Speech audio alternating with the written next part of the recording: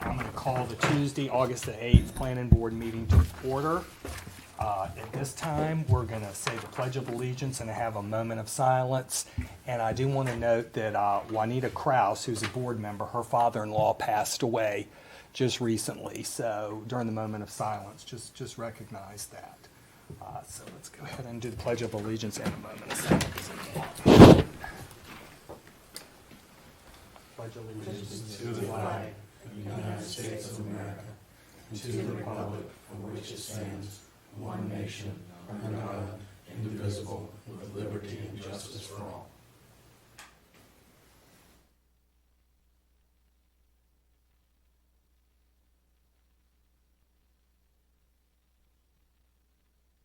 Thank you.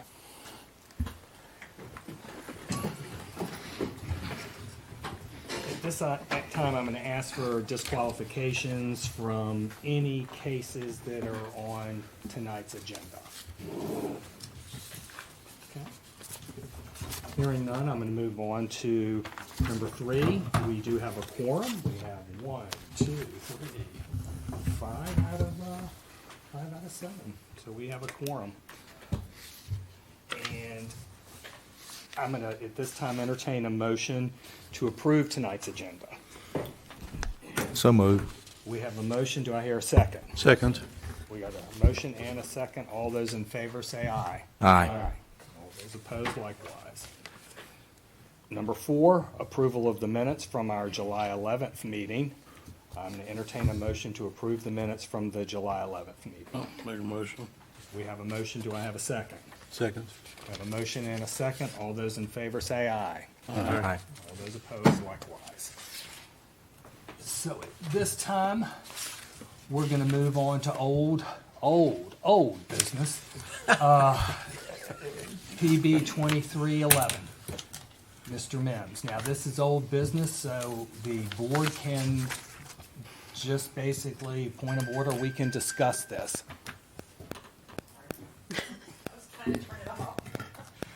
So we can go ahead and we had discussed quite about this quite a bit in our work session, and I'm going to open it for any discussion of the board or any questions for staff on this.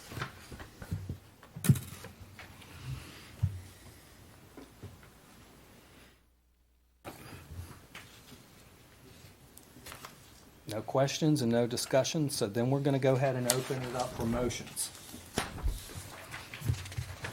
Everybody has their cheat sheets. Yes, sir. Give me a moment to present a final thing to the case. Certainly. Go. Just state your name and address. Okay. 5 minutes, That'd be fine. Okay, thank you.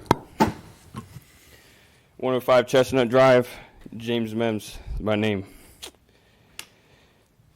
Good evening, Board. I ask that you take a few final things into consideration. To take a look at the details of what this county is, what this county was, and what this county will always be.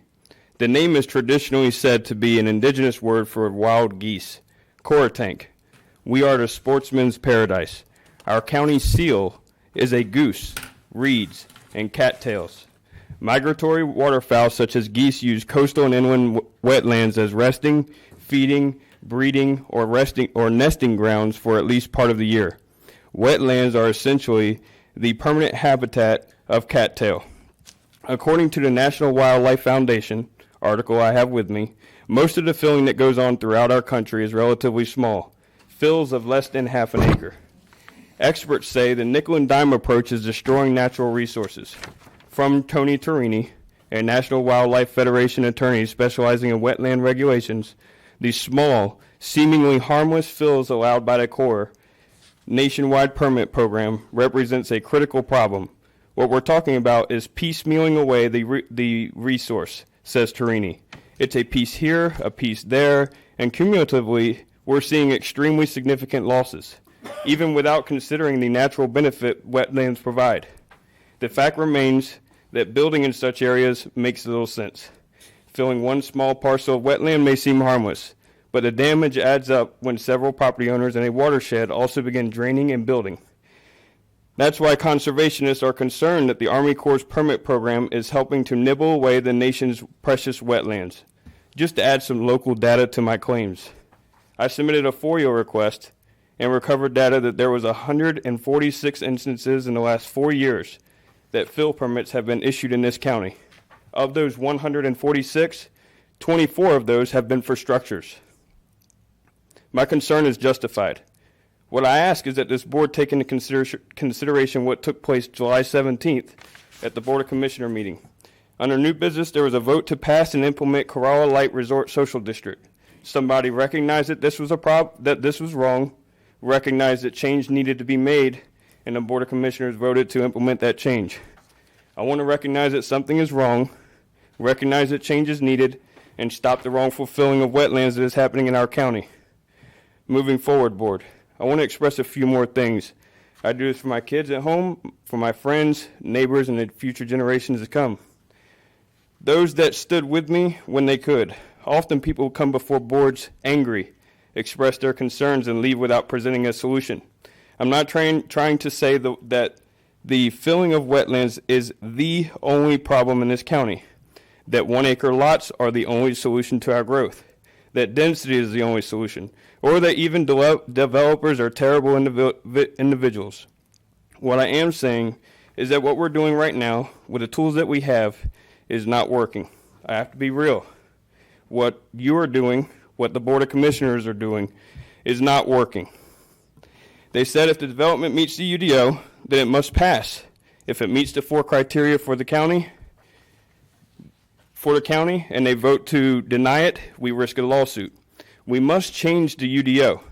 I'm saying there's not one single tool in this text amendment that can be implemented alone, that this is the end-all, be-all solution. These tools together and in harmony can and will be effective in curbing some of the out-of-control growth we're seeing in this county. Again, don't take me out of context, as a certain member has done by stating I want to stop growth. We're not going to fill any wetlands. Nowhere in here does it say I want to stop growth.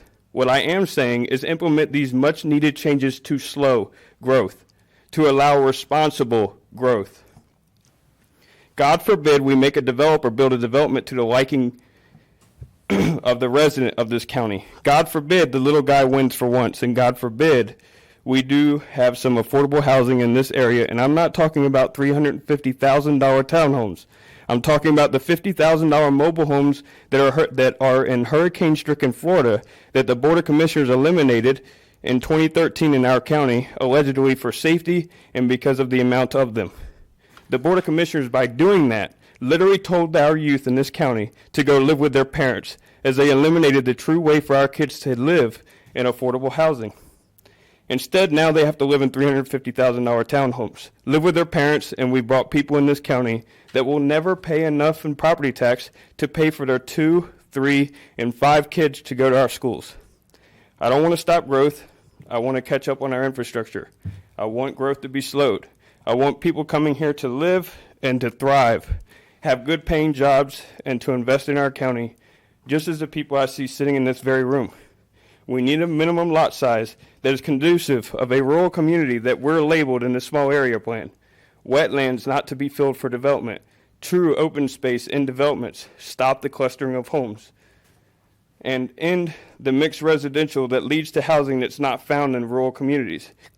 And address the density of the developments being constructed. I care. The people of this county care. I promise you that. These tools need implemented together. I ask you, please, pass and implement these changes to our community. Allow our school to be constructed and not be filled before construction. To not look at these and say yes or no without thinking of ways using these tools that we can better implement our community to implement the much needed change. Our taxes were just raised 20% with a pretty much guaranteed 4-cent tax increase next year. A lot of our citizens are on fixed incomes, and this tax increase is detrimental to each of them. We can pass the buck all day long. We can blame COVID. We can blame each other. I blame the growth that has exploded across this county and the burden being placed on you and I, not the developer that brought this growth here and left you and I to foot this bill. I ask of each of you to please pass this text amendment. Put the little guys first put the long-standing residents of this county first, and indeed keep Currituck the sportsman paradise we once were. Thank you. Thank you, Mr. Mims. Okay, any discussion from the board or questions for staff? Okay, at this time, I'm going to open the floor for motions. And we'll do each item separately.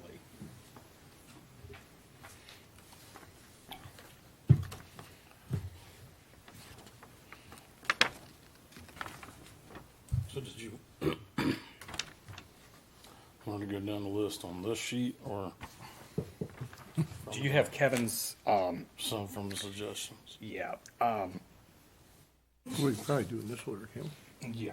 yeah, we can do it in this order from the cheat sheet. We don't have to keep in the right order. We can skip around. It's not a problem.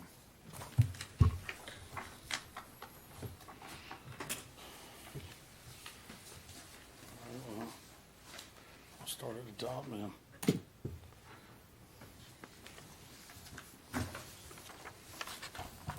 I'll make a motion to, we're just gonna do one at a time here. I'll make a motion to approve item 5 and 6 to repeal the community center zoning district as it will lower density, support by the text amendment that the board is considering to lower development density.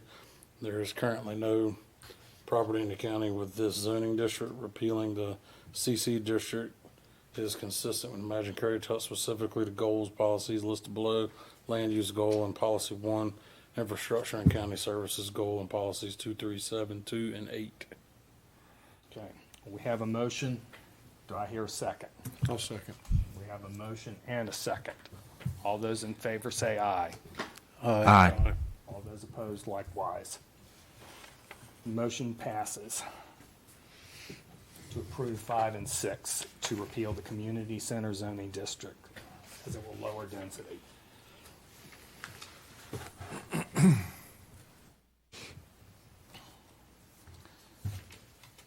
Go ahead and open up the floor for additional motion on the additional items.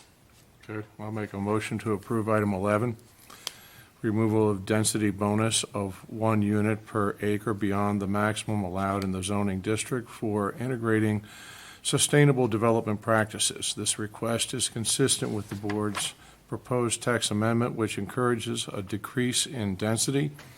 Other types of bonuses would still be available by using sustainable practices. Removing the density bonus is consistent with the image Currituck, specifically the goals and policies listed below. Land use goal and policy 1, infrastructure and county services goal and policies 2, 3, 7.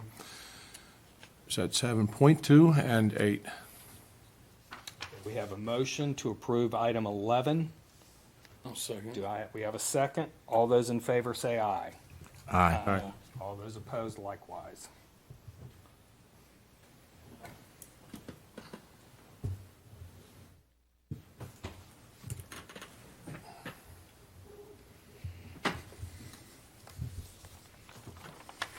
Okay. Moving on. We have item 12 is next on our motion sheet, and I will entertain a motion to either approve or deny item 12. Wait a minute, and this says the portion of item 12. I want to make sure item 12 deals with open space definitions and set-asides, including 404 wetlands. So, would you have to make, Yeah, I want to make sure can I we're ask a question? sure. I want to make sure we're correct Under- on this. Under 12, so we got one we've discussed, half good, half not. Do you make both of those motions at the same time? You could make, in your motion to approval, you could just identify the portion of item 12 that you wish for approval. Then you could make a separate motion at a later time with the other portion of 12. So they can be two separate motions. You do not need to combine them into one motion. Okay.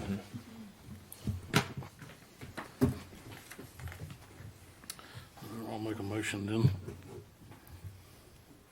I move to approve the portion of item 12 requiring wetlands and other environmentally sensitive features in this section to be placed in a conservative easement. I support allowing a percentage of stormwater management devices to be allowed in open space. Some developers use stormwater ponds to create walking trails, fishing, viewing, kayak launch platforms, etc., that are enjoyed by the property owners, requiring the listed environmentally sensitive features to be placed in a conservative easement is consistent with the imagined Currituck, specifically the goals and policies listed below. History of progress, present day. Conservation is a citizen priority on both the mainland and the Outer Banks. Economic and development goal in policy 2.1. Parks and recreation goal policy 1.4. Okay, we have a motion to approve the portion of item 12 requiring wetlands and other environmentally sensitive features in this section to be placed in the conservation easement. Do I have a second? Second. We've got a motion and a second. All those in favor say aye. Aye.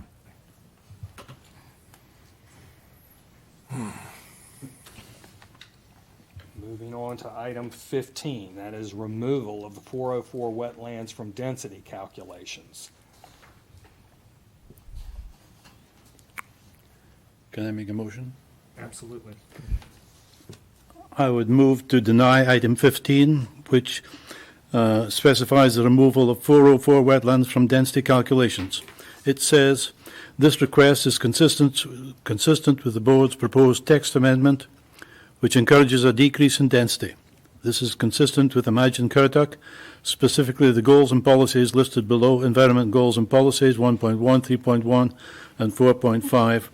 And for the reasons we discussed in our work session, I would move to deny that section.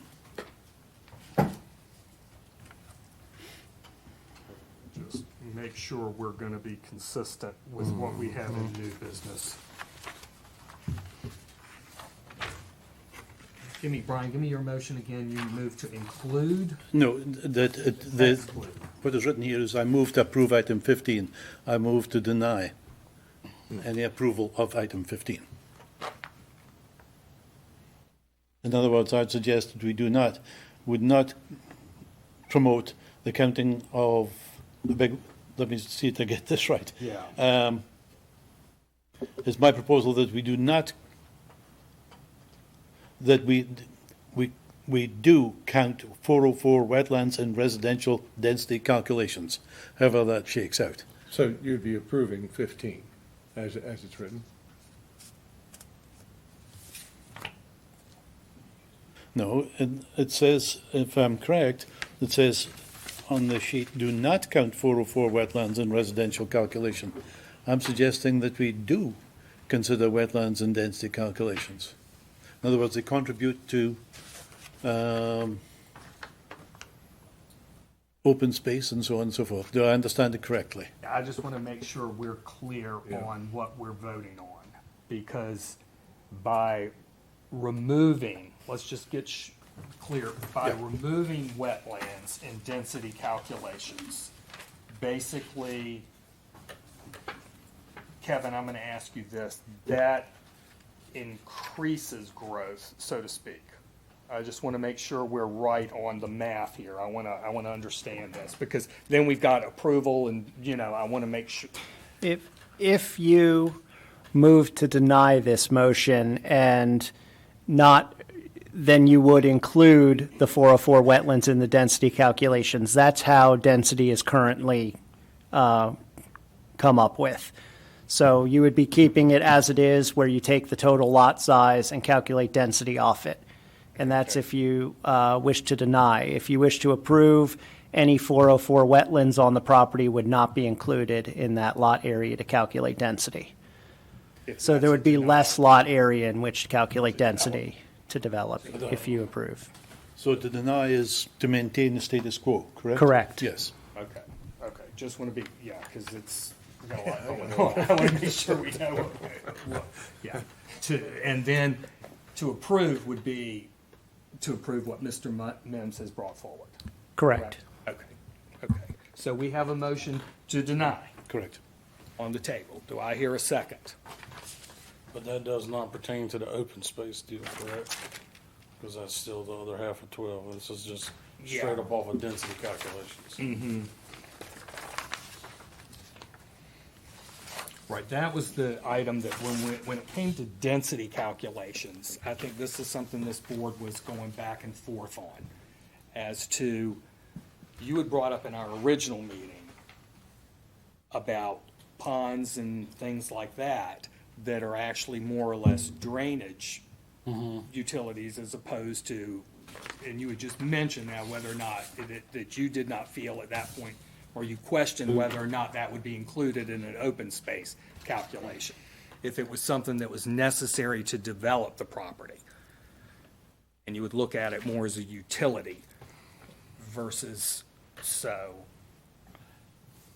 I want to be right on all of this, because this is something we have discussed back and forth. Yeah, I mean, I think there's a confusion between the word denial and approval on this. I mean, if we say we're moving to approve the portion of 12 requiring the wetlands and other environmentally sensitive features of this section to be placed in conservation easement, correct? Right, if we approve what Mr. Mims has proposed, basically what that is saying is that it is to lower growth. Just keep that in mind. That's generally what he's bringing forward. So if we approve this, then it's gonna change the status quo. And it's gonna change the mathematical calculations when developments occur, and there's gonna be less dwellings on the piece of land. Well, however If we it's approve phrased, it, if we deny it, which is that's Yes. the motion that's on the table, is to Yes. deny this. That will keep the status quo, and basically what happens is, it is more of a area where you can get more dwellings on a piece of land. Because it counts as the entire development at that point. Right. yes, it apportions value to the wetlands rather than just discard them as being valueless. Right, and that's what he brought up in the work session. But we do have a motion. So his motion is to keep the status quo, which is opposed to Mr. Mims' request, which is we would approve, which would make less growth, less dwelling units in a development that has wetlands. Because it would not be considered open space. Correct. So it really gives you less land to develop on.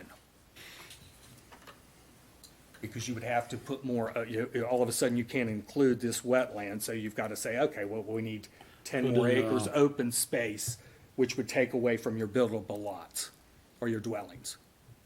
Everybody clear on that? I want to make sure How we everybody's, discussed it, wetlands are still gonna count as open space once we continue to move forward, potentially. We haven't voted on the other half of that one.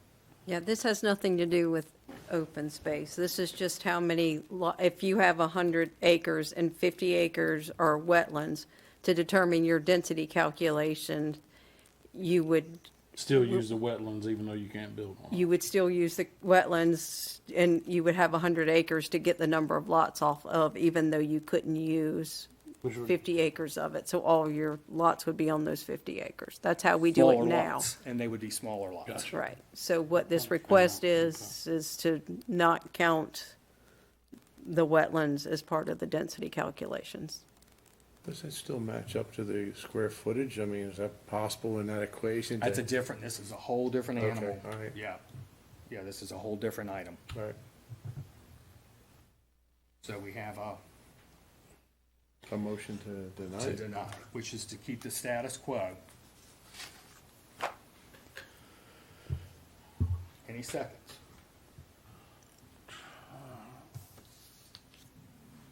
All right, hearing none. Any motions to approve?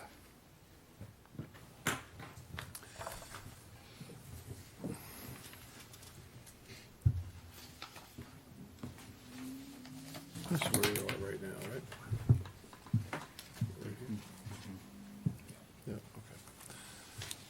I'll go ahead and do it. I move to, Sorry. We're yeah, 15, right, yeah. I'm sorry. I move to approve item 15, removal of 404 wetlands from density calculations. This request is consistent with the board's proposed text amendment, which encourages a decrease in density. This is consistent with the image Currituck, specifically the goals and policies listed below. Environmental goal and policies 1.1, 3.1, and 4.5.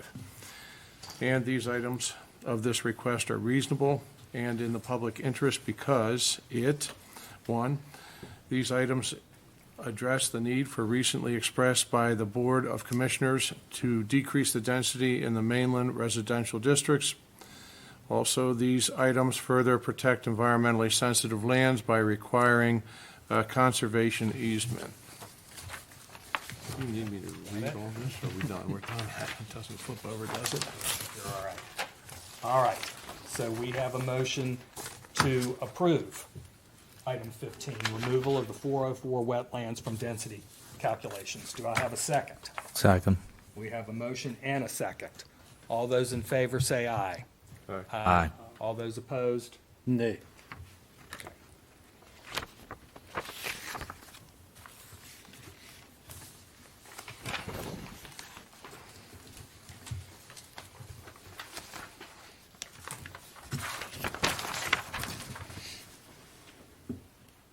Okay.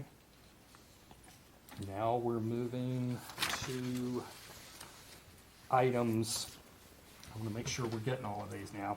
We're moving to items 1, 2, 3, 8, 9, 10, and 4. 14. 14, I'm sorry. Yeah, you guys keep me straight, don't be shy now. So 14.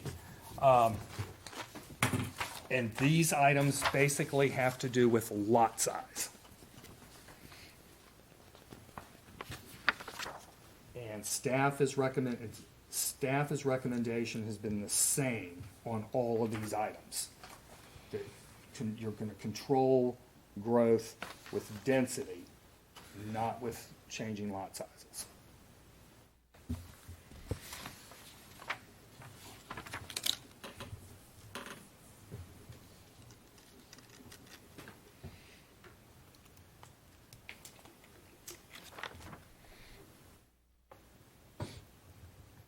Looking for a motion?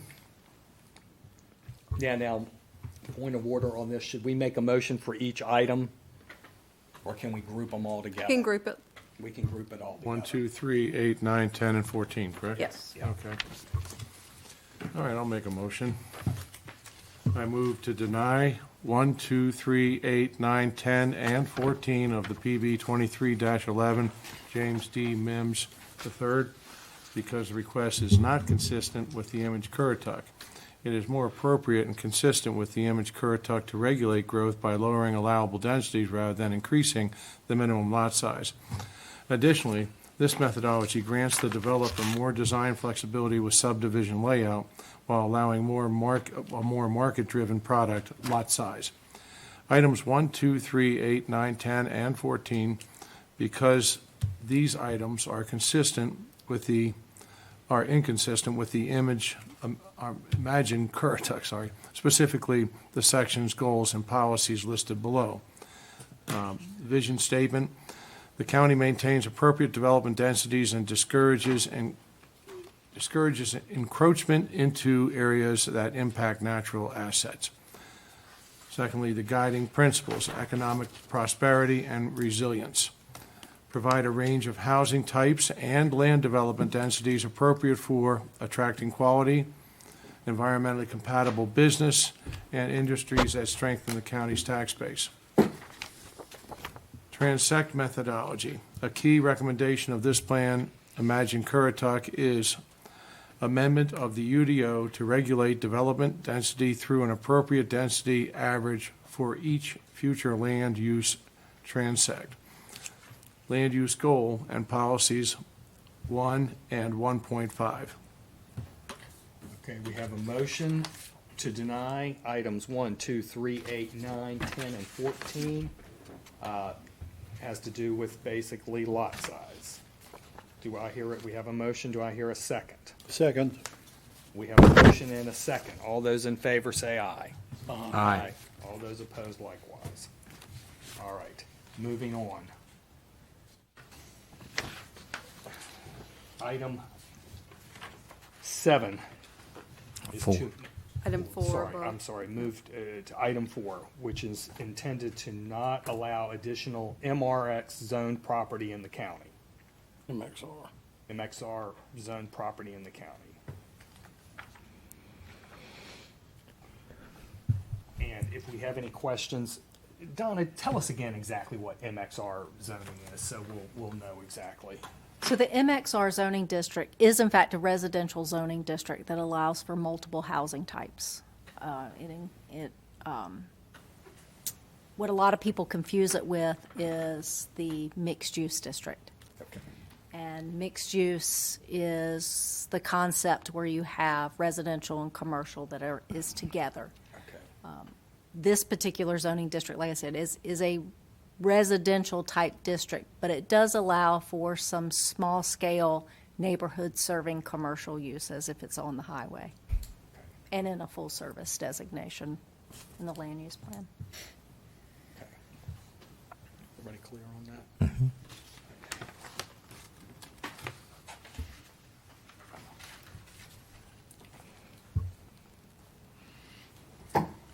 So we have a motion, we can make a motion to deny item 4, which is intended to not allow additional MXR zone property in the county, or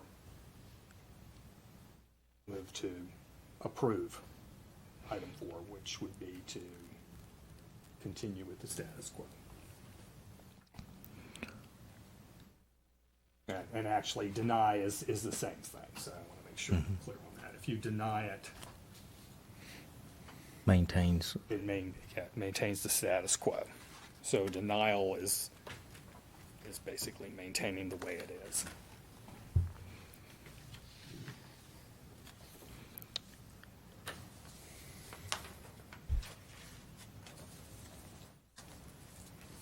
I move to deny item 4, which is intended to not allow additional MXR zone property in the county. The MXR district is the only residential zoning district that allows alternative household living types such as duplexes, live-work dwelling units, multifamily dwellings, townhouses, and upper-story dwelling units. Many of the imagined Currituck transect profiles, G2, G3, and G4, encourage a variety of residential development that provide a variety of housing types. Some transects specifically identify multifamily development as being an appropriate land use. Not allowing additional MXR zone property would be inconsistent with imagined Currituck, specifically the goals and policies listed below, which are land use goal and policy 1, and infrastructure and county services goal and policies 5 and 5.1. Okay, we have a motion on the floor to deny item 4. Second. And we have a motion and a second. All those in favor say aye. Aye. All those opposed likewise. All right, moving on to item 7, which is dealing with not allowing clustering of houses.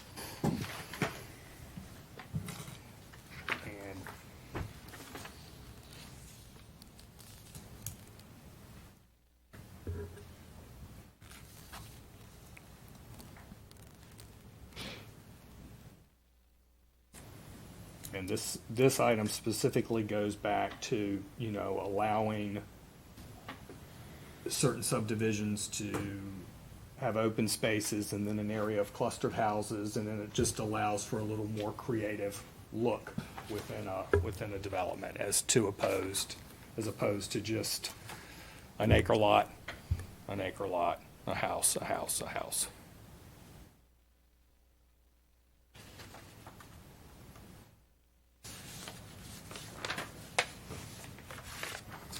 I'm going to make a motion. I'm going to move to deny item 7, not allowing the clustering of houses. Clustering of lots to provide the opportunity to concentrate open space in an area provides vistas for residents and conserves valuable wildlife habitat. According to North Carolina State University, clustering lots reduces the amount of impervious surfaces, results in reduction of runoff and pollutant load. Additionally, it reduces infrastructure, including streets and utilities, and facilitates more creative design options for the developer. Not allowing clustering of lots would be inconsistent with Imagine Currituck, specifically the goals and policies listed below. Land use goal and policy 1.4, economic development goal and policy 2.1. We have a motion. Do I hear a second? Second. We have a motion and a second. All those in favor say aye. Aye. All those opposed likewise. Moving on to item 12.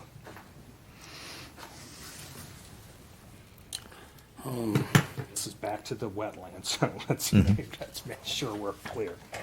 I move to deny the portion of item 12, not allowing wetlands and other environmentally sensitive features to be part of open space for the enjoyment of all property owners in the development. Not allowing environmentally sensitive areas to be placed in open space is inconsistent with Imagine Currituck, specifically the goals and policies listed below. Countywide land use development topics, land use compatibility, preserve rural character through preservation of water views, open spaces, farms and pastures, woodlands and forests, wildlife habitat areas for hunting and fishing, Parks and Recreation Goal Policy 1.1. Okay. We have a motion to deny the portion of item 12, not allowing wetlands and other environmentally sensitive features to be part of open space for the enjoyment of the property owners in the development. And I want to make sure this doesn't have anything to do with the calculations. That's correct. Correct. Right. This is more of a subjective item, right? It really doesn't have, does it really have anything to do with development and density at all? Or is it more of a subjective? It doesn't have anything to do with density calculations. This just allows it to be part of open space, correct? Allows Correct. use of that. Basically, it just allows use of those wetlands for recreational purposes and things. Right, for any use that is permitted in open space, which our ordinance does list out, and you're right, recreational type uses, preservation nothing to type do with- But uses. no structures can be built on that. Not outside of things like picnic shelters or play equipment. Okay.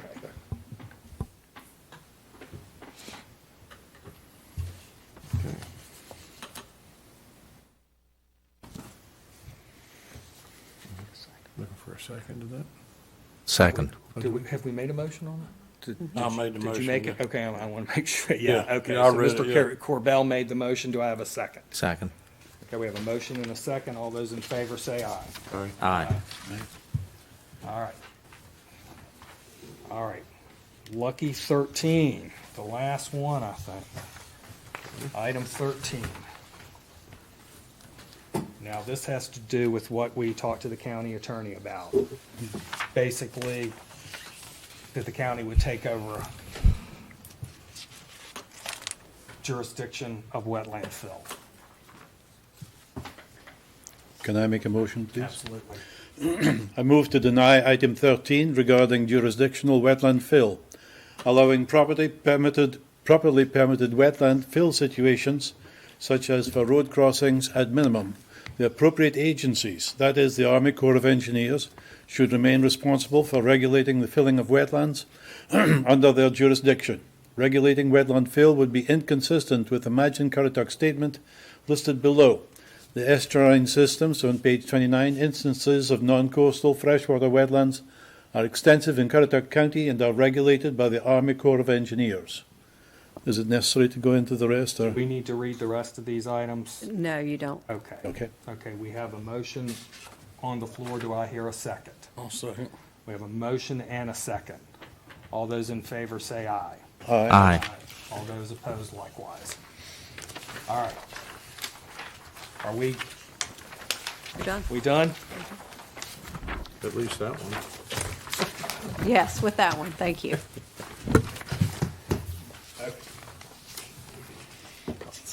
Move on to new business.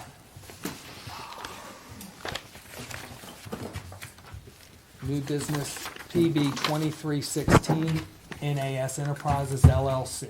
Request for conventional rezoning of 9.58 acres from agricultural to general business for the following properties located off Survey Road and Currituck Highway in Moyock Township. Tax map 15, parcel 47F, tax map 15, parcel 47G, and tax map 15, parcel 47H. This time we'll hear from staff. Thank you, Mr. Chairman. Before we start, I'm going to go to a map where we zoom in a little bit. Since the application was turned in, one of the parcels has sold. It's this piece here has been purchased by SBK Investments that also owns the bakery here. So they'll need to also sign the application before we can take it to the Board of Commissioners or remove it from the application, whichever they choose. I just wanted to make that note that we discovered that.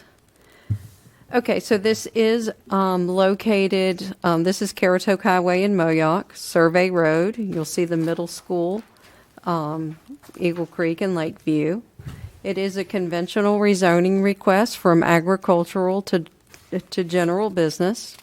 And it is 3 parcels of approximately 15 parcels located here in this triangular shaped area on about 65 acres of land between Currituck Highway and Survey Road. It's 9.58 acres total of the 3 parcels. 2 of the 3 are undeveloped, and then that middle parcel has a single-family dwelling on it. As you can see from the zoning map, the majority of the property surrounding it is zoned general business. The north, south, and east is zoned general business. And then to the west, you'll see Lakeview is zoned SFM, single-family mainland, and then you'll see agricultural property as well.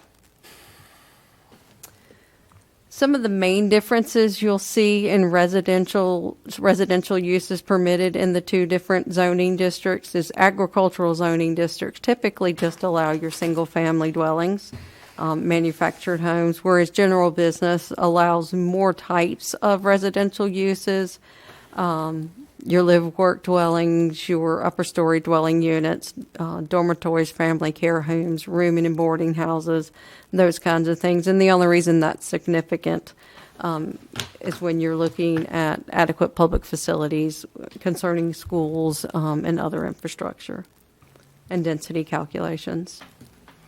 This is the Imagine Currituck map. And you can see that, I don't know if you can see that, but it is zone G3 in Imagine Currituck. And G3 is intended for a wide range of uses, including mixed residential subdivisions with a variety of housing types and mixed-use developments that maximize the efficient use of space. And it does allow medium to high residential densities, commercial and compatible industrial uses where water and wastewater services are available.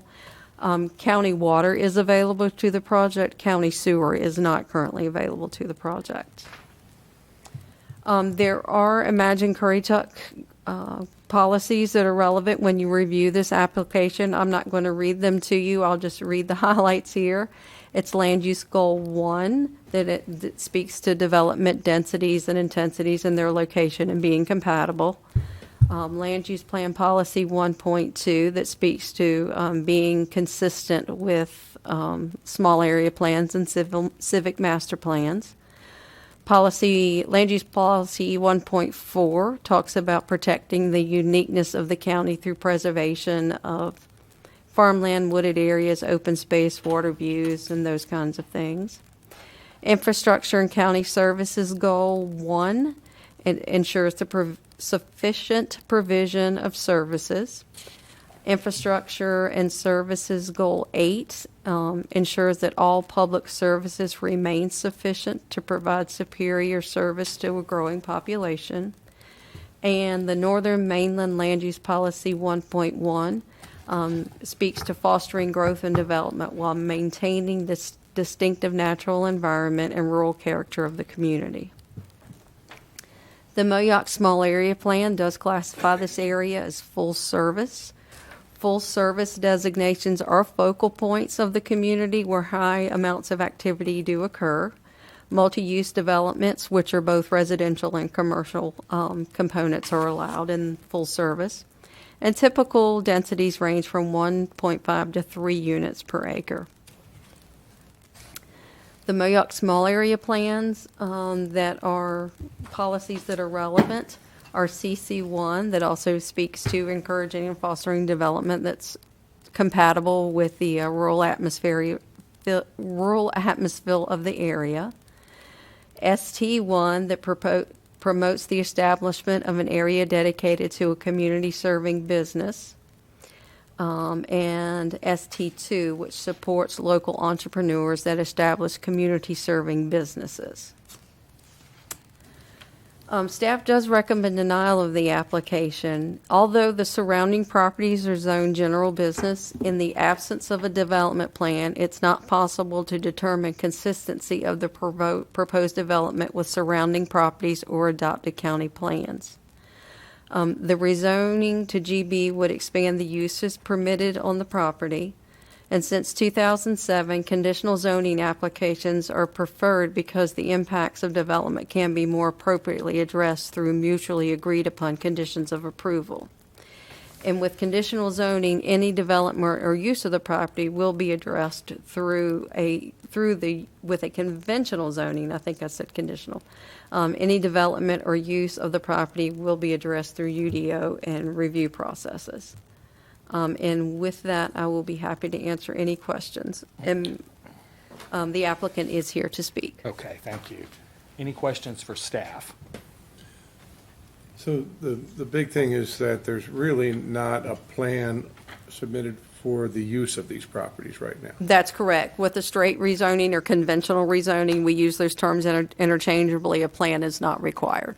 So anything would go under general business. Anything that's allowed, and in your staff report, there's a list of uses that's allowed in agricultural as it exists today, and then you'll see the allowable uses if it were rezoned to general business. So any of those uses would be permitted if rezoned to general business.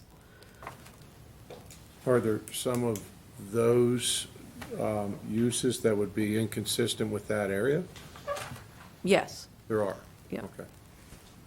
Can you Not give me that the applicant would put those there, but if it's rezoned to general business, those uses would be allowed there. You can look at the list and make that decision for yourself, Okay, though. yeah. Any more questions for staff? Okay, at this time, anyone that signed up, I think the applicant, please come forward, state your name and address.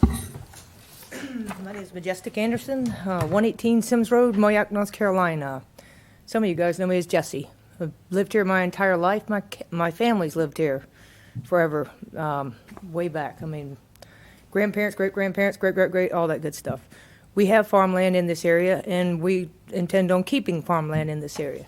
This small little piece is right in the center of Moyoc that's, congruent with the Imagine Currituck 2040 vision. It's everything around it is already zoned GB. And this is the problem that I have with denying it. To the left of me is GB, and it's the J.B. Beaner's, the little restaurant place. To the right of me is the place on the corner that has, what do you call that? Mulch, that kind of stuff. And behind me is the Flora, and there is nothing there, and that's Zone GB. Of course, that's up for, development as it seems. I'm just one little piece there in the middle. So, and to be required for conditional, I'd have to come up with a plan, and if it made sense, it would be okay with me. But here's what doesn't make sense. With the conditional, I have to come up with things like entrances and exits and how high the buildings would be and all this kind of thing. I don't know how high the building's going to be or entrances and exits and things like that. This land right now I foresee as for sale. Well, it is for sale. And what I want is business here. I hear all the time, and what I heard this whole time is, houses, houses, houses. I don't want houses. I would like to see a pharmacy or another grocery store or something of the sort. I cannot market this out as agriculture and try to get some of the well-known or better places, CVS, Walgreens, any of those kind of places. They won't even consider trying to go forward, with something that's not already zoned general business. And again, how can I tell you conditionally, here's where the entrance is going to be, here's where the exit's going to be? I don't know that. And for me, I could just come up with that and just, give you some plan that's not true. But that's a waste of my time and money, and it's also a waste of your time and money. I don't believe that our county should be looking at stuff that's made up. It's not made up. Why should I have to make something up? There's general business behind me with no conditional. General business beside me, general business on the other side. I'm one little thing in the middle. And for it to be, I think if you were to say that it had to remain agriculture, it'd be like spot zoning, and inversely spot zoning, in my opinion. I mean, it would be. You're pointing at me and saying, you can't do it, but everybody around you can.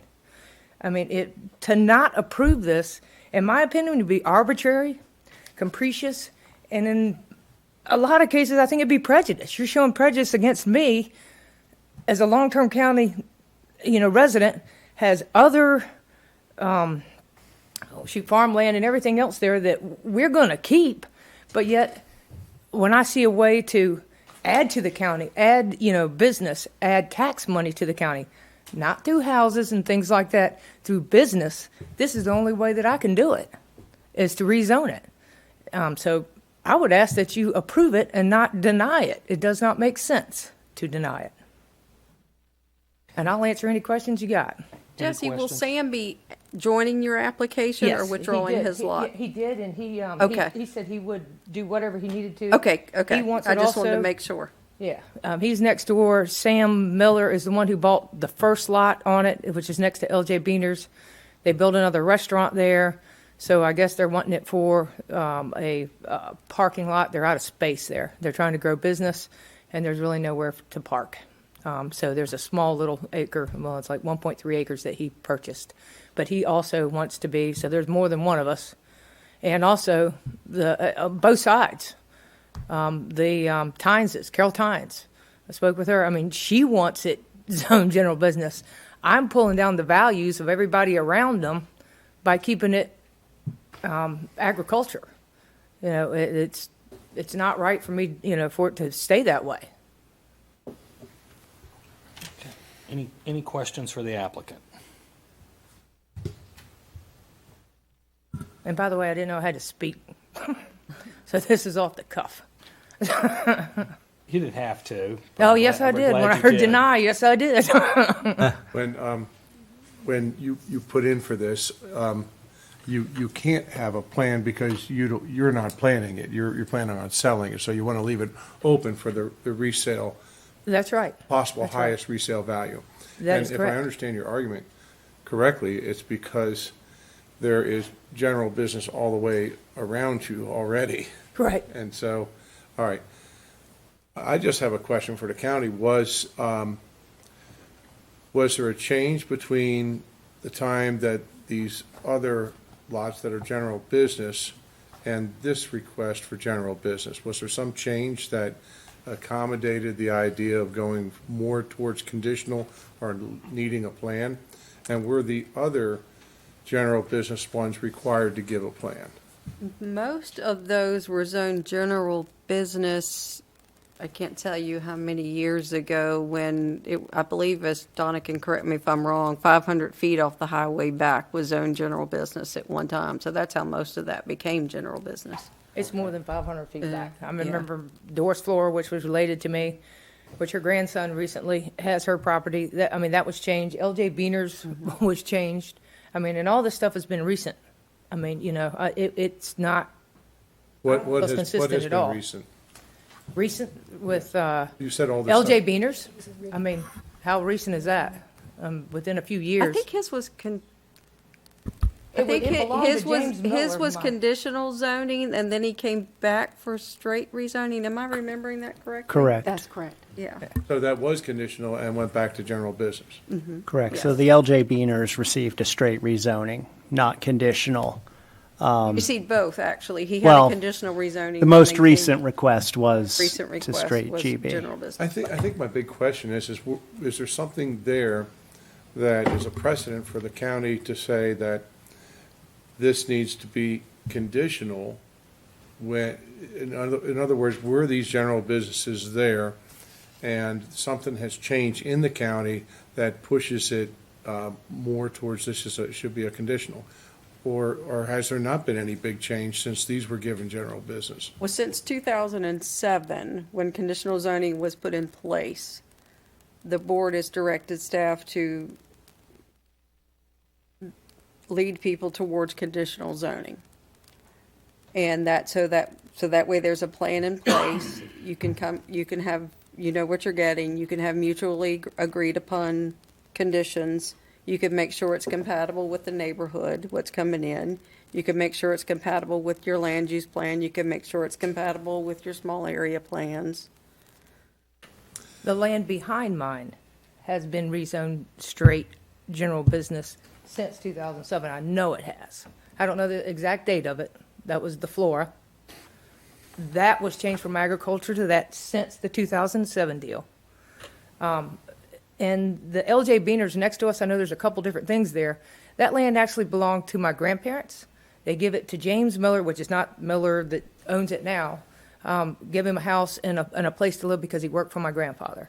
So I don't know how it was conditional or whatever. It was a house and it was a garage, okay? Something changed in between there and now they have straight general business since all that went down. And that, and that's been in the last, I don't know. Yeah, and you'll see 5, 6, straight 7 years. rezonings if it's a down zoning, say it was zoned heavy manufacturing, like manufacturing, something like that, and they want to down zone to general business. You'll see, a lot of times you'll see what's called a down zoning that's a straight rezoning because it would be a less intense district.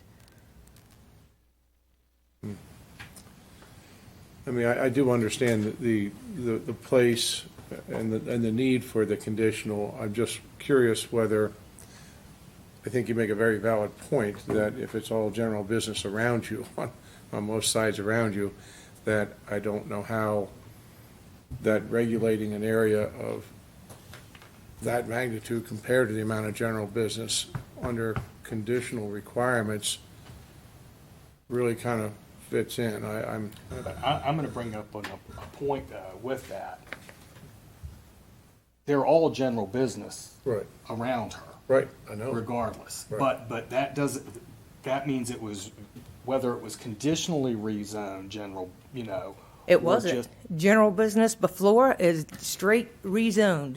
Yeah. Ag to general business. So why am I different than what Doris Flora and Frank Flora was when they did it after 2007? There is no difference. That was straight rezoning. And you can look it up. It was. I'll be happy, unfortunately, Miss Flora would be standing here with me, but unfortunately, she has moved to Alabama and is not here to help me on that behalf. But, there is no reason you would be saying that I'm different than the people behind me or beside me since 2007. Is there plans submitted for the other general business? I guess this is a question for the county. Did they submit a master plan for the general business in the lots surrounding that?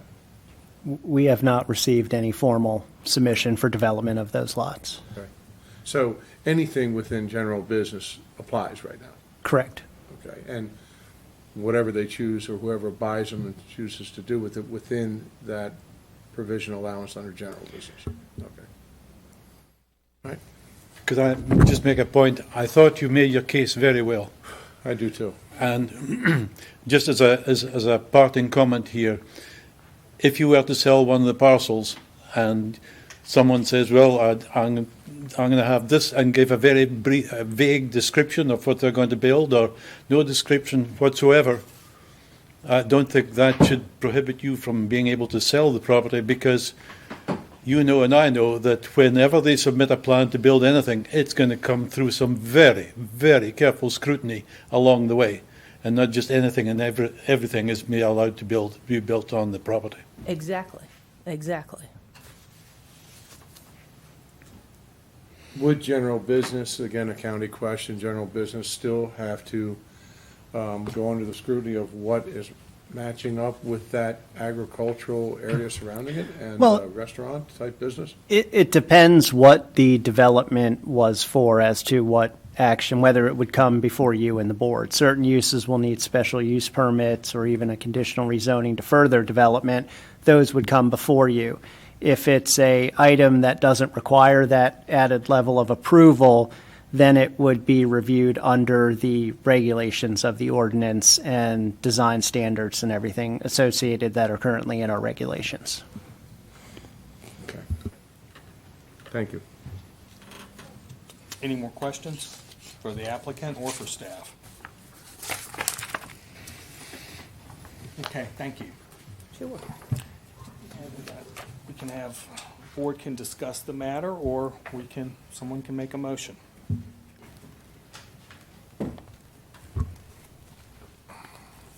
I'd like to make a motion to approve the request. Okay, we have a motion to approve PB 2316, conventional rezoning 9.5 acres from ag to general business. Do I have a second? I'll second. We have a motion and a second. All those in favor say aye. Aye. All those opposed likewise. I'm opposed. So, motion passes. Thank you. And if you'll just ask Sam to stop by at his convenience to sign the application. Thank you, Jesse. Thank you.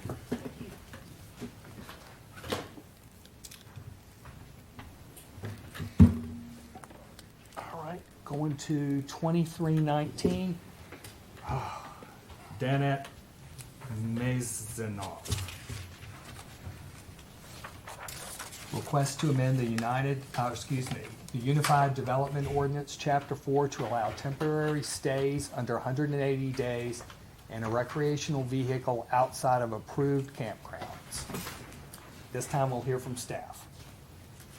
Thank you, Mr. Chairman.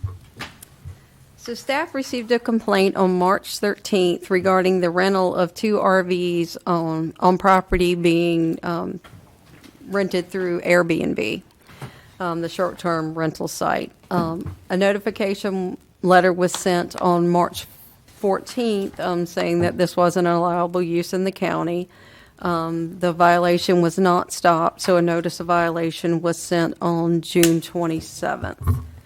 And a copy of that's in your packet. And instead of bringing it into compliance, a text amendment was submitted to allow 2 recreational vehicles to be used as an accessory to a single-family dwelling in the SFM zoning district only for a period of 180 consecutive days. So I'll just run through the text amendment with you. So this is the beginning of the use table, and it speaks to prohibited uses, and as you'll see, it says use of a recreational vehicle as a permanent residence or use of a recreational vehicle as a temporary residence outside of an approved campground as a prohibited use. So this would say except as permitted as an accessory use. And then that takes us to the accessory use table. So you would add accessory recreational vehicle in the SFM zoning district only. And then we would add standards, and those standards are below. That it shall be located behind the single-family dwelling. It shall not be occupied longer than 180 consecutive days. It shall not be used for a home occupation. It shall meet the definition of recreational vehicle in the UDO, and that there shall not be more than 2 of the units permitted per lot. It would also require a definition to be added for accessory recreational vehicle. And it says a recreational vehicle used in conjunction with and clearly subordinate to a principal single-family dwelling unit.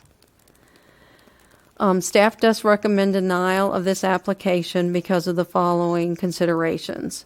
The Board of Commissioners have developed strict standards for private campgrounds, and y'all also worked on that text amendment for a couple of years, I believe, and continue to prohibit camping on private property outside of a permitted campground. It conflicts with the standards of the UDO, specifically a flood damage prevention standards, which prohibit an RV to be located on a site in a flood zone for more than 90 consecutive days.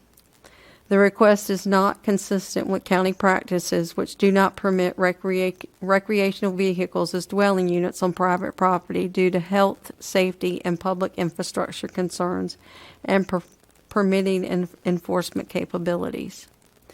There are several Imagine Currituck goals and policies that this request is not consistent with. And I'm just going to read the numbers to you. I know you've already gone over this in your packets, but it would be land use goals 1 and 2, infrastructure and county services goals 1 and 8, the environmental goal 1, 4, and 4.1. And these are the text amendment review standards that you should consider when reviewing a text amendment. And with that, I'll be happy to answer any questions. Any questions for staff? I do remember we went over the campground one quite a bit. I also remember the commissioners didn't adopt what we suggested, all of it anyway, so there's a little difference there. But if I understand this correctly, you can have 2 of these recreational vehicles, but they can't be inhabited or lived in. They're there for your use and recreation. Are we talking about like RVs? Is that what we're talking about? Right. Okay, so like a motorhome, basically. Is, Right, as long as it fit the definition of an RV in the UDO, which a motorhome would. Okay, and okay. And I think that's when did that come into that ordinance come into play? What ordinance is that? When was it initiated? The private campgrounds? Yes, It's- where it can't be less than, well, where the campground, right now, I know where our ordinance stands on the campgrounds, but when did the ordinance come into play that they can't have an inhabited RV on their property? It's always been in the ordinance. Always been, okay, thank you. At least for 32 years that I can speak to. Okay, thank you. Any more questions for staff? Anyone signed up to speak on this?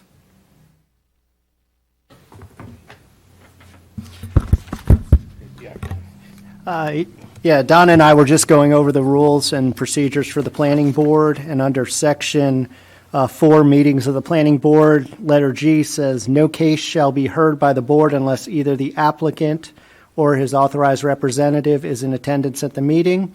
In an event, an applicant or his authorized representative does not appear at the meeting after being duly notified, the case will be tabled to the next meeting.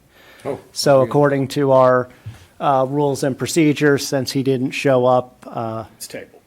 it would be tabled. He's not here. Cherie, do you disagree with? So And we don't- were just do we even making have to make sure- a motion on that? No, it's just Automatic. Yeah. Okay. it's automatically moved, isn't it? I would make a motion to table it. Mr. Mason, okay, just wanted to be sure. Right. I would make a motion because therefore, if he keeps on being notified and doesn't show after it's tabled a couple times, we can withdraw the application. So I would make a formal motion. Okay. I'll make a motion to table PB 2319. Second. We got a motion and a second. All those in favor say aye. Aye. Opposed likewise. To the next meeting. Yes. Yeah. Okay, moving on to 2321, PB 2321, Currituck County. This is coming from the county, request to amend the UDO, chapters 3, 6, and 10, to remove the traditional subdivision form of development from agricultural and single-family residential mainland zoning districts to exclude 404 wetlands, here comes wetlands again, from residential density calculation, increase the minimum right-of-way width, and increase the front setback in the agricultural and single-family residential mainland zoning districts. We'll hear from staff. Thank you, Mr. Chairman. So this request is in response to a Board of Commissioners work session that was held June 19th. And out of that work session, they identified 4 items that they wanted to change in the ordinance. The first one deals with types of development or types of subdivisions. And they requested that the traditional style of development, that be removed. That's where you establish a subdivision based on lot size. And that would be removed in the agriculture district and the single-family mainland district, which would only leave conservation developments subdivision as the subdivision option in those 2 districts. It also would remove the U.S. Army Corps of Engineers 404 designated wetlands from the residential density calculation, very similar to what we heard earlier tonight. So it kind of reinforces that. The third item was to increase the minimum right-of-way width of streets for residential and non-residential subdivisions. So some of those subdivisions had a minimum right-of-way width and some of them did not. So we'll go over those with this application. The last item is to increase the front setback from what it is currently in the ordinance, which can be established by the developer, to 50 feet for new subdivisions in those 2 zoning districts, agriculture and single-family mainland. As we go into this, and I apologize, it's very difficult to read that information, but what this does is it strikes through the traditional development option, and this is for the agriculture zoning district, and leaves the conservation style of subdivision as the only option available for development in the agriculture district. It establishes the front and side corner setback as 50 feet for new development. And when I'm referring to new development, anything that's received an approval up until the date that this text amendment gets approved will be subject to a 20-foot front setback. After this text amendment is approved, any new development would be subject to a 50-foot front or side corner setback. This language also includes establishment of a rear yard setback, because that's the only district left or only setback left that didn't have a dimensional standard attached to it. So that's going to be established at 25 feet for the rear setback. It goes on to include a minimum driveway setback of 10 feet. And it clarifies in the footnote, which is very small text, the separation between approved development and new development. So it's very clear that the 50-foot would apply to the new development.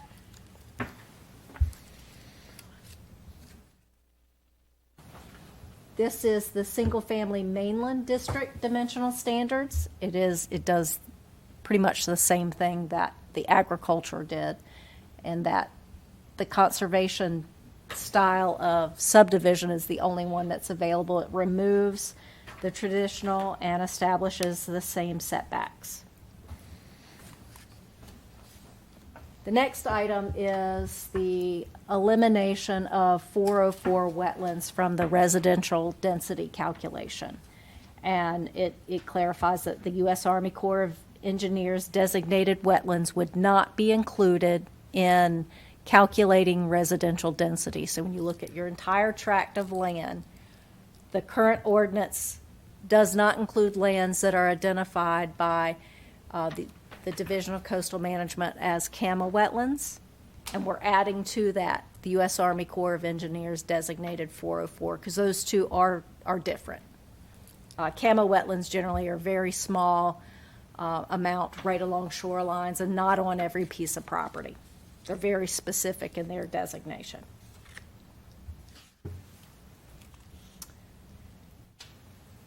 The next item is when we get into the conservation subdivision standards. It specifies in here that all major subdivisions in the agriculture and SFM districts must be conservation style development.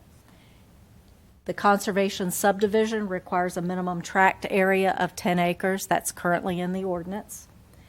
We also included in this request, and it kind of goes with what you previously heard with conservation easements. We've included some very simple language that the conservation area, which is defined by the ordinance, should be placed in a conservation easement that's recorded in the Register of Deeds office. This picks up language that we previously had in the ordinance and adds it to our current language.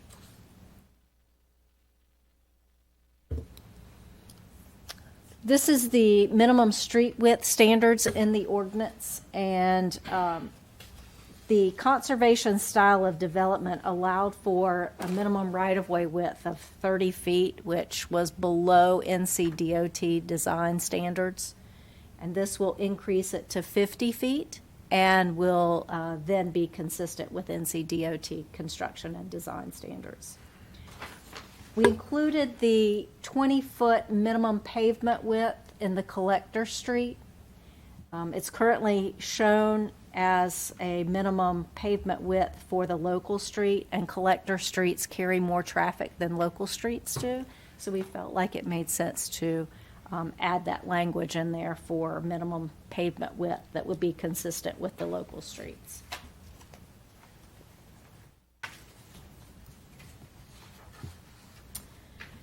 So staff recommends approval of this text amendment because it is consistent with Imagine Currituck, the 2040 vision plan, including land use goal 1, which speaks to development densities being appropriate for their location based on elements related to public infrastructure and environmentally sensitive areas. Also, environmental goal 1, environmental policy 1.1, environmental goal 2, environmental policy 3.1, all of which speak to the preservation of wetlands, buffers, and agricultural lands. These are the text amendment review standards that the board may consider when making your decision on this text amendment application, and I'll be happy to answer any questions you may have regarding this amendment. Could you reiterate what you were saying about the CAMA wetlands and the Corps of Engineer wetlands and how that applies to the 50-foot setback? I mean, I'm thinking about some of the coastal properties in particular, but you're saying this is only new developments. You know, anything that's existing right now will not fall under a 50-foot setback for building, correct? Okay, so the wetland issue is completely separate. That's a separate item. But Through two questions. Yeah, the setback, so any development that's received approval, let's say today is the effective date of this ordinance, should the board approve it. Any development that had received approval from this date previous would be subject to a 20-foot front and side corner setback. Any new development that comes forward that is subject to a new approval would have to meet the 50-foot front setback. And one thing, while you were speaking, I just remembered one thing I wanted to clarify because we are specific in doing this, is that this is for the ag and the SFM districts. We intentionally left the SFO or the Kerala properties, we intentionally left them off this because development there, the lots are much different. It's a different nature, a different beast. Beast, for sure. Yep. Yeah. Okay, good. I didn't know Thank that. I'm glad you clarified that. So this text amendment is in a nutshell, because we've got a lot of specifics, and I just want to understand generally what's going on here. That in the agricultural district, it's to establish to accommodate agriculture and agriculturally related uses, including residential development at very low densities. So this is basically specifics on low density developments. Correct, and there's no change being proposed for the density, it's just how that density is calculated. Should the property that's being developed contain wetlands? Because not all property that's being developed contains wetlands. And I want to make sure we're consistent with this, with what we voted on in the MIMS case, that we're not changing. That's things. correct. So I want to make sure. So an approval of this should not in any way, shape, or form change what we're doing. Correct. Okay, I just wanted to be clear on that. Thanks. Thank you.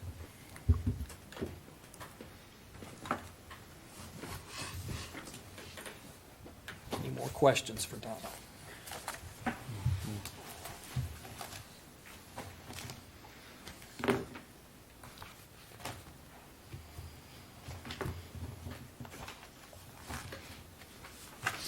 Just a quick question, just to be sure to understand this, in the section to exclude, everything I agree with, but I have one question.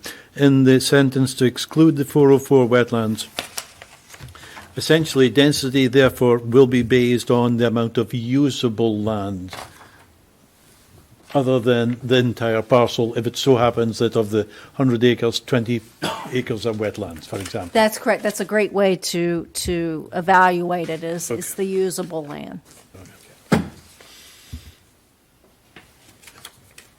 Which goes back to what you had said, Brian, earlier, that wetlands has value. You know? Right. Okay.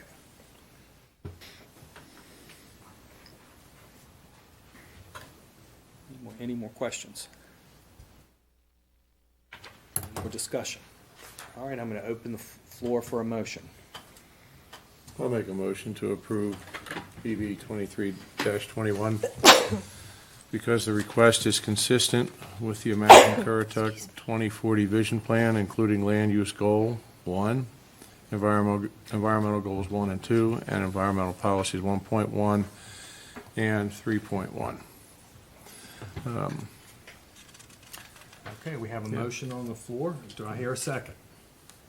Second. We have a motion and a second. All those in favor say aye. Aye. All those opposed likewise. Okay.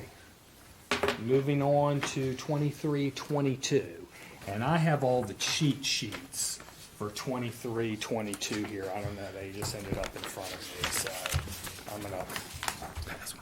I was not proactive in passing those out. It confused me.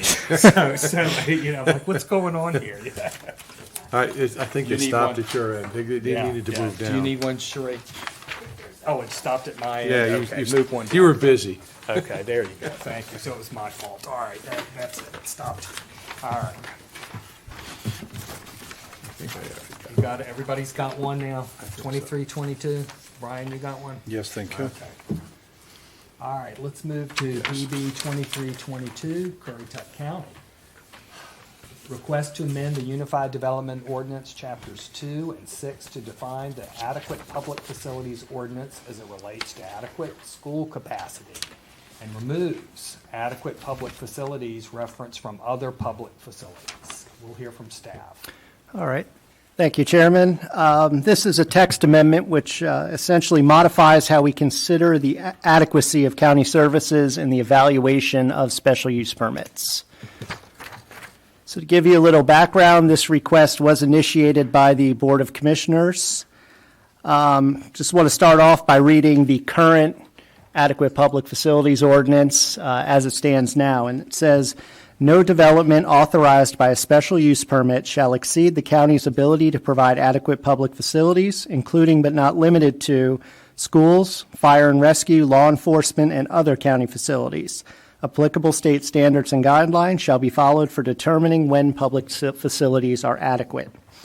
What this text amendment does is it removes all other facilities from that consideration except for school capacity.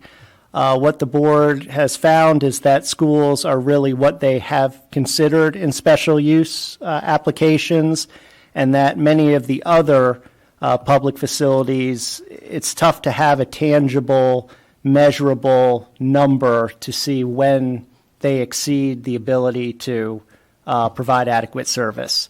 So what they've done is, for now, at least until more measurable methods come about, for now just to focus on schools.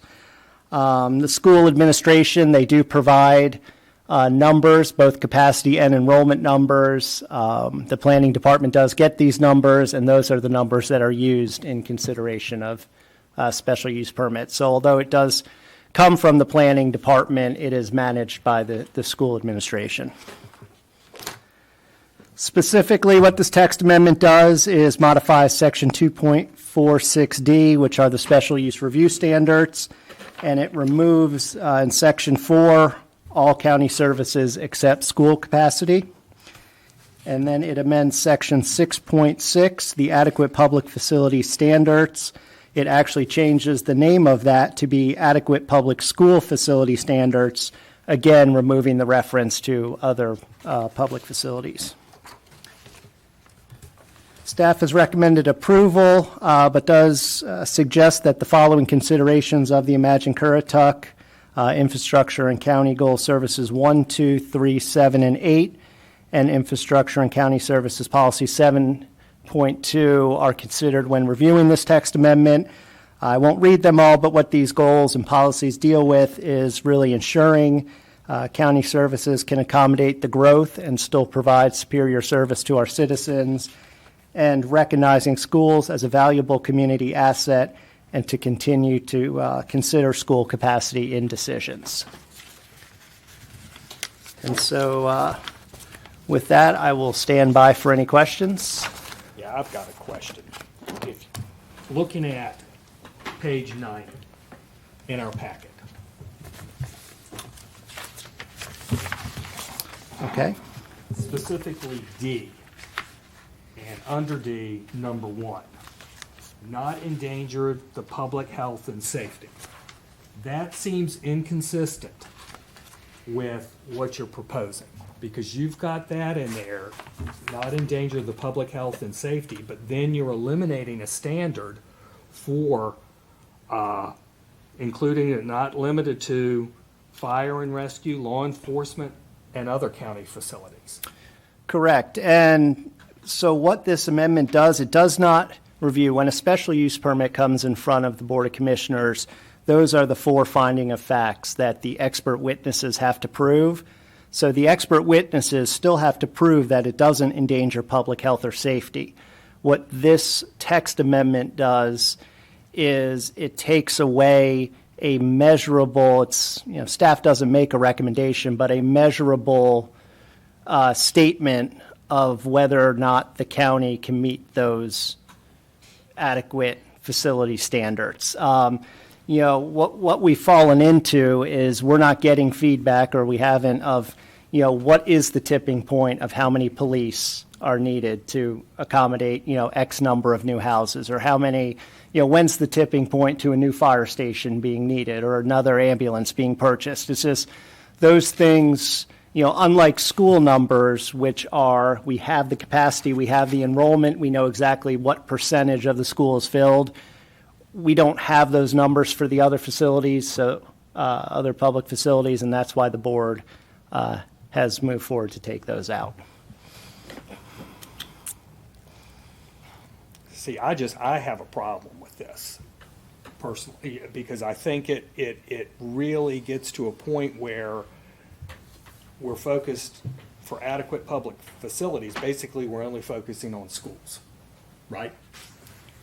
Correct. We can measure. Yes. Correct. There's quantitative data out there on schools that we can measure. At this time, we don't have quantitative data on sheriff's deputies, emergency people. And I just think it limits the county's ability to, when it comes to rezoning from ag or from anything to residential, the ability to consider anything but schools. Yes, it would. In that case, the adequate public facilities ordinance is one aspect that is looked at in the evaluation. It's not the end-all, be-all. Right. So in applications that would use for special use permits, you're right. As far as the county making that statement or having, the expert having to prove that the application meets our adequate public facilities ordinance, they would only need to prove for that specific, section 4 would only have to prove that they meet the school capacity figures. I mean, just to kind of carry it to an extreme. Let's say you decide to do a development of over 55 or over whatever, where there will be no children, but there will be older people that will need EMS, possibly more and more. They're going to have more ambulances. They may need more facilities like that. It just, to me, and this is my opinion on this. I do not like this because of that. I think it eliminates the county's ability to turn down certain things because of that. But again, that's my discussion on that. And I'm listening to what he's saying. Are we understanding that? Is that the case, the way this is written? Well, the way this is written, under special use permit application, the fourth thing that the applicant has to prove under expert testimony is that our adequate public facilities ordinance is met. Yeah, Currently, it has all those. The fire, EMS, it references all of those. So when that is removed to meet that special use review standard, it would just need to meet the adequate school capacity. I think you make a valid point. Does it get picked back up at some other point? I mean, What does it, could that not be picked up with that D1, not endanger the public health or safety? that's I mean, what I'm that saying. can. That's why is that- that in there? that- doesn't make sense. That That's in would there still be a factor to consider, as well as not injuring the value of adjoining land and being in conformity with the land use plan. So all of those factors are still in play. Correct. It doesn't remove that the applicant still has to prove that it doesn't endanger public health and safety. It just removes some of the aspects of that from our adequate public facility ordinance. So they still have to prove that it doesn't impact health or safety, That's kind of- but it removes it from proving they meet the adequate public facilities ordinance. And then when it talks about applicable state standards and guidelines shall be followed, are there any applicable state guidelines for any of those, Well, and I think for that's school or for fire? school police. capacity figures, we have in our ordinance when it tips 85% of school capacity, Right. that triggers that And y'all got adequacy. numbers based on houses, how many students Correct. come out of each house. I mean, y'all have got all those statistics. That's very easy to follow. Right, and so there very well may be state standards as to with a certain population, what fire is acceptable, what number of sheriffs are acceptable, EMS, but those numbers we don't have those to use or evaluate from, if that makes sense. When applications have come forward, those have not been considered. Now, you asked down the line if those numbers, if we did come up with a state standard of, okay, well, this organization lists this as the number of police per population, for example.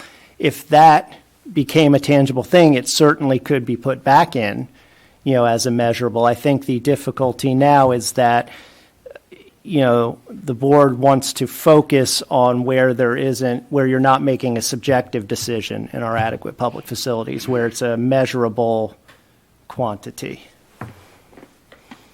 Who's the burden on for determining whether the safety is there. I mean, redacting that out bothers me as I mean, well. that's subjective, not endanger the public health or safety. That's a subjective And statement. does that go on, whoever's doing that subdevelopment can kind of, Right.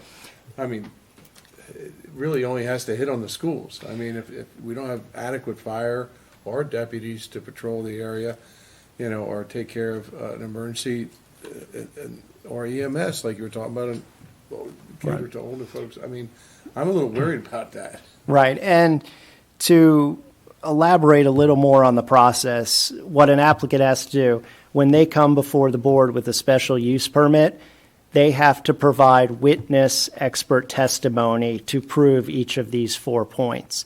So they'll have an expert up there, whether it's, you know, their attorney, a land appraiser, engineer, whatever the appropriate expert is up there, which will testify under oath that it does not endanger public health or safety.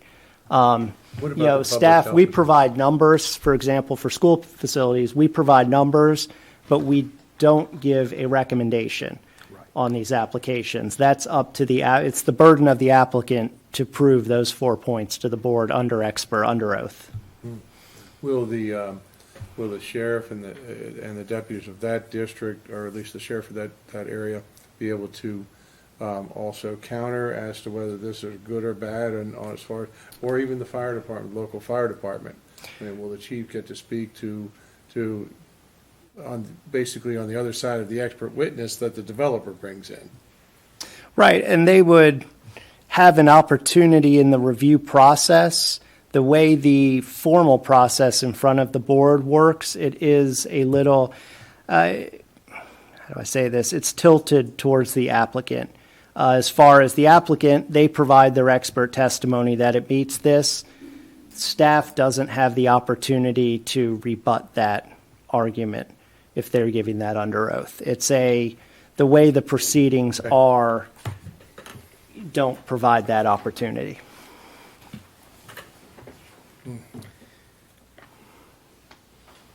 Why was that redacted? I mean, why was it just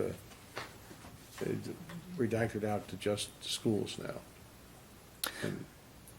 It was redacted, or this proposal came forward that the board saw that on these development applications that are coming forward, that the schools were the primary focus as to adequate, you know, facilities being met. And that, again, as I've said, you know, those were tangible numbers that they could look and make a finding of fact. You know, based on these numbers, schools do or do not meet that capacity. When they're making findings of fact, they did not feel they have the information with the other facilities to make that decision. It's interesting because as being part of the fire department, I know our feet are being held to the fire, excuse the pun, to give those numbers these days. So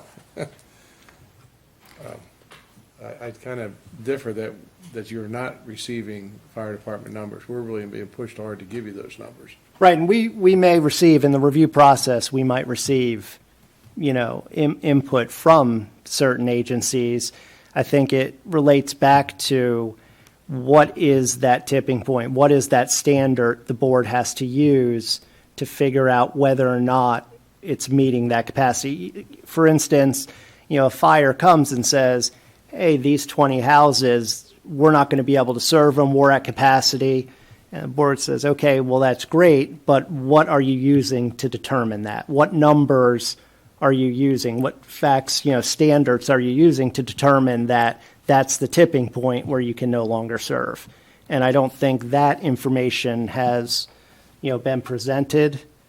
So, you know, because schools is the facility where those numbers have been presented, that's the focus. They want to shift the focus of just the adequate public facility. It's not saying that, you know, the other facility, the other won't be considered at all. It's just in this specific section, they wanted to shift it to just focus on schools. Who will consider it? The board, the commissioners?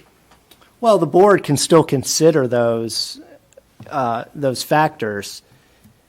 It just would not be part of the adequate public facility ordinance. It wouldn't be part of number 4 of the 4 things to prove. They could still consider it if, they're looking at not endangering public health or safety, they could still consider those factors and aspects in that, making that decision. It just wouldn't impact the fourth adequate public facilities, meeting that it wouldn't be considered in that review standard. Well, we were asked to quantify it this year, and you do have that information, at least from the fire department. I think all of them gave it this year because we were asked to deliver it to the county, by the county. So you have that data. So I don't know, I just wanted to kind of share that recently happened. All right, Mr. Corbell, anything you've got to add? It's your world. I think y'all brought up great concerns on the questions as far as fire department, like Tom said, and any utilities as far as I can't answer to your quantifying what would be needed per deputy ratio or anything. I know that's, I don't. Sure, it's I out don't there know. somewhere. It's in our neighborhood, I know for sure. It's You guys there, are but way understaffed. but I don't know what equation to use or the Yeah, math or yeah, the. I don't know how they're quantifying it either.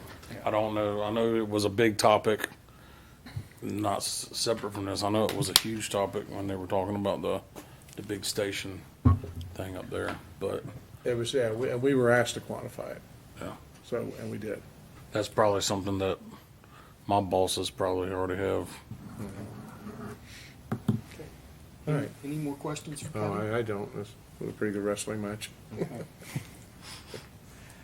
All right, I'm going to open the floor for a motion on this. And we have our,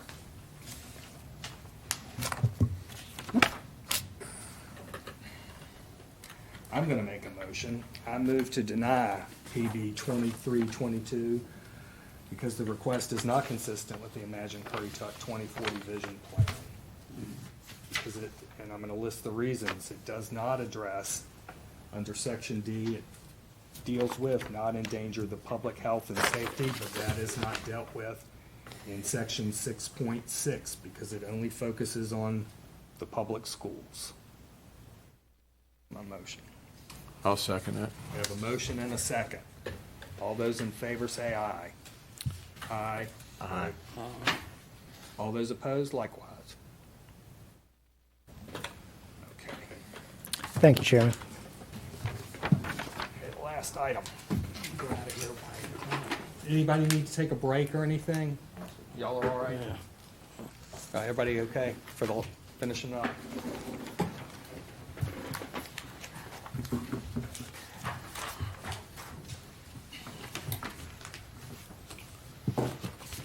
Moving to 2318, PB 2318, Currituck County Commissioners request to amend the Unified Development Ordinance Chapters 4 and 10 to provide dimensional standards, for placement of a storage maintenance shed on a lot prior to establishing a principal use. And we'll hear from staff. Do we have a handout on this one? We do not, do we? Do we have a cheat sheet? Let me see. Let me make sure we got a cheat It sheet. should be- 2318? Black and white one. Ah, yeah. I don't have one. You don't have one? Here, you can have mine. Oh, thank you. Let's pass them down. Got it? Everybody got their black and white cheat sheet? We'll share if you don't mind. Okay. The requested text amendment does the following. Thank you. Provides dimensional standards for the placement of a single storage shed on a lot prior to the principal structure or use. And this text amendment also provides a definition of shed.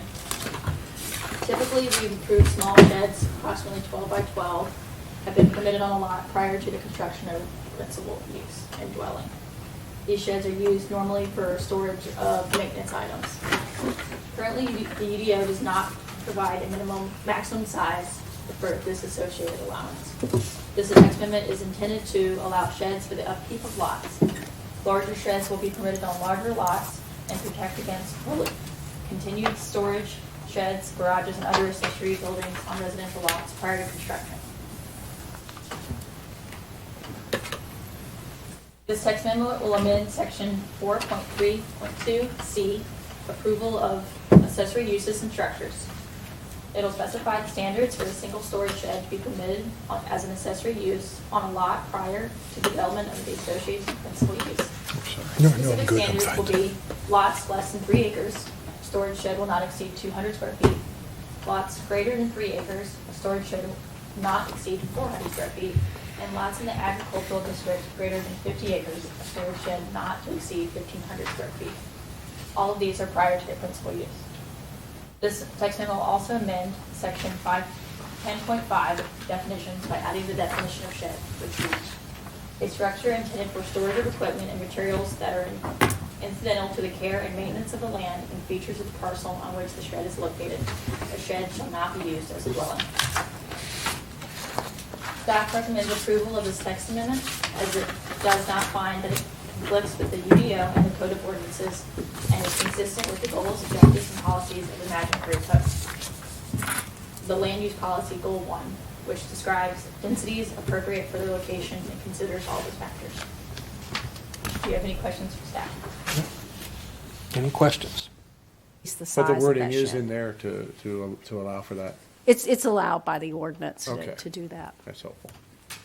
but would require the recombination of the properties to do that. Oh, I think this is a good change. Any more questions? Any discussion? Okay, I'm going to open the floor for a motion. I'll make the motion to approve. Make a motion to approve approval of PB 23-18 Currituck County because the request is consistent with the Image Currituck Future Land Use Plan 2040, including the following goal. Land Use Goal 1, encourage development to occur at densities appropriate, I do have the right one, right? Okay. Appropriate for their location and consider factors including but, Yeah, I want to make sure. Yeah, I think you're 2318, yeah. okay.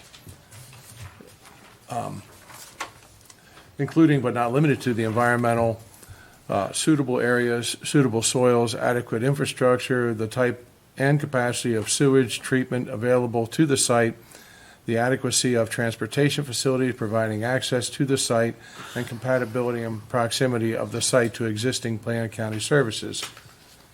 The request is reasonable in the public interest because it would result in a logical and orderly development pattern, would not conflict with public interest, and is in harmony with the purposes and intent of this ordinance. Okay, we have a motion to approve PB 2318.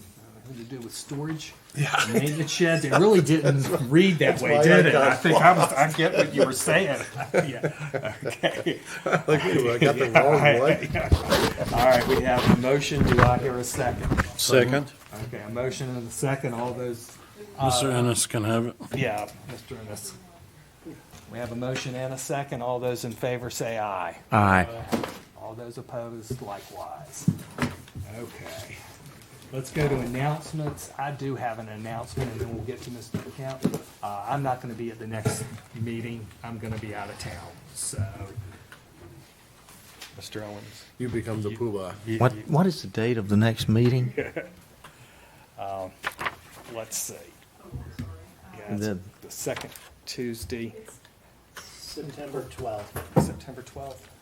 I'm going to be out of town. And I'll be back. Okay, you'll be back. All right. Just wanted to. I'll be make out the sure. week before. Okay, all right. Well, we're good then. Okay. Make it late. Yeah. Well, we have one thing that's been tabled that'll be back, so we know that. Yeah. I'm sure. All right, Mr. Kemp. I don't really have much for you. These items, a majority of them are scheduled to go in the first meeting in September to the Board of Commissioners. So I will certainly, follow that, or I will certainly let you know the discussion and how those go. That'd be good. I had the report, I gave you some development figures from the last few years on the last meeting.